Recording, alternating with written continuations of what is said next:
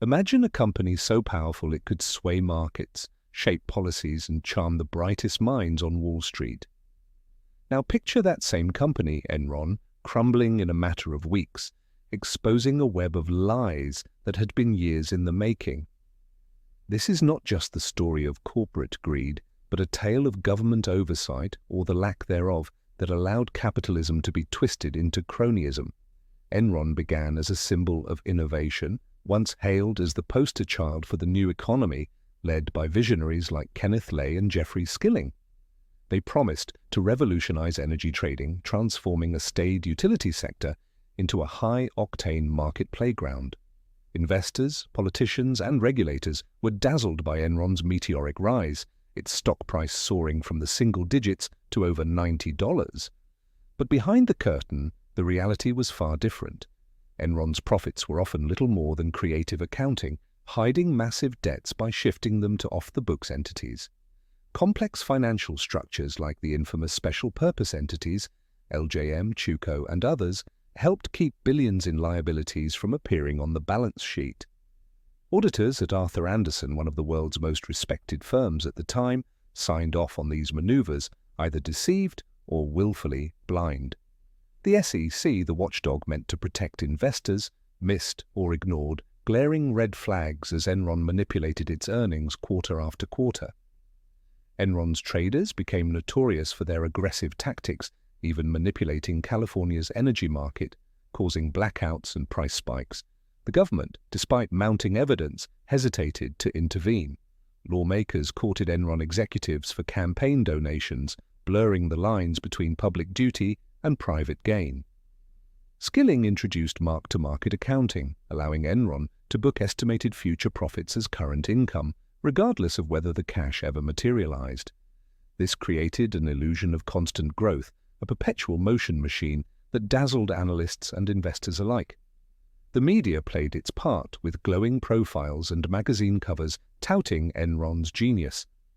Whistleblowers like Sharon Watkins tried to sound the alarm internally, but their concerns were buried, dismissed as the grumblings of naysayers in a company obsessed with loyalty. Employees were encouraged to pour their retirement savings into Enron stock, believing in the company's mythos, only to watch their life savings vanish overnight. The board of directors, meant to provide oversight, rubber-stamped risky deals, failing in their fiduciary duties.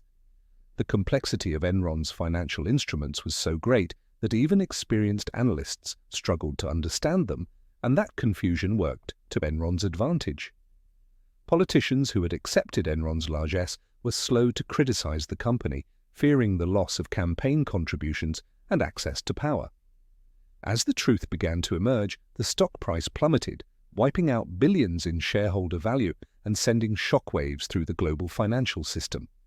The collapse revealed more than just individual greed. It exposed a systemic failure where government agencies and private auditors became complicit, willingly or not, in sustaining a dangerous illusion. The aftermath saw thousands of employees lose their jobs and pensions while top executives walked away with millions. Arthur Andersen, once an icon of accounting integrity, was destroyed, its reputation irreparably shattered. Congressional hearings became a media spectacle, with lawmakers scrambling to distance themselves from a company they once celebrated.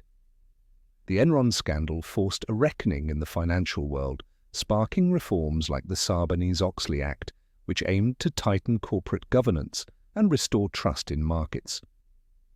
Yet beneath the surface, questions lingered. How could so many smart people be fooled for so long? Was it a failure of capitalism, or a failure to enforce the rules that make capitalism work for everyone? Enron's story is not just a warning about unchecked ambition, but about what happens when government oversight becomes toothless, when personal relationships and campaign donations take precedence over public responsibility.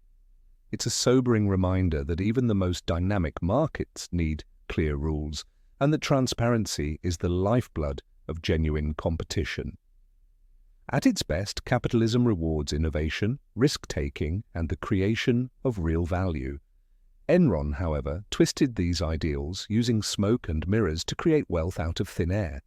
The government's failure to act decisively, despite mounting evidence, allowed the house of cards to grow taller, making the fall even more catastrophic.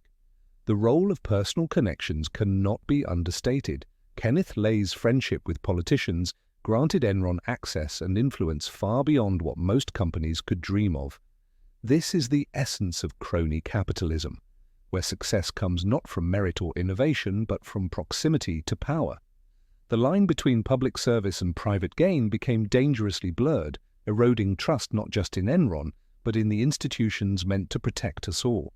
Many wonder if such a collapse could happen again, and the uncomfortable truth is that as long as regulators, auditors, and lawmakers can be swayed by influence and complacency, the risk remains. Enron's legacy is both a tragedy and a lesson that markets thrive on openness and competition, not secrecy and favoritism. For all the genius that Enron's leaders displayed, their greatest achievement may have been convincing so many that the emperor was clothed when he was, in fact, naked. Pause for a moment if you're finding this story illuminating. Don't forget to like this video, subscribe to Fortune Root, and drop a comment on what corporate saga or economic mystery you want to see next. Your engagement helps us bring more high-quality, thought-provoking content your way. Returning to the story, it's worth noting that Enron's aggressive culture rewarded risk-taking above all else. The company's motto, Ask Why, encouraged employees to challenge norms, but it also fostered a climate where ethical boundaries were constantly pushed. Even as the company teetered on the brink, executives continued to assure the public that all was well. Some insiders managed to sell their shares at the top, while ordinary employees and investors were left holding the bag. The collapse had ripple effects across the financial world, shaking confidence in markets and leading to a temporary exodus from riskier investments. Enron's story became a case study in business schools, a cautionary tale of what happens when innovation turns into deception. Yet even in its downfall, the saga underscored the creativity and drive that can emerge in capitalist systems, if only that energy had been channeled toward real value creation. The reforms that followed attempted to restore faith in the markets, but they also sparked debate about how much regulation is enough and when it crosses the line into stifling innovation. Some argue that the lessons of Enron are still relevant today, as new financial products and technologies emerge, carrying both promise and peril. The challenge remains how to balance freedom with responsibility, risk with transparency, ambition with accountability. In the end, Enron's fall was not inevitable. It was the result of choices made by individuals, enabled by institutions that looked the other way. It's a reminder that the greatest threat to capitalism isn't competition, but complacency and collusion. True progress comes when markets are open, rules are clear, and success is earned, not bought.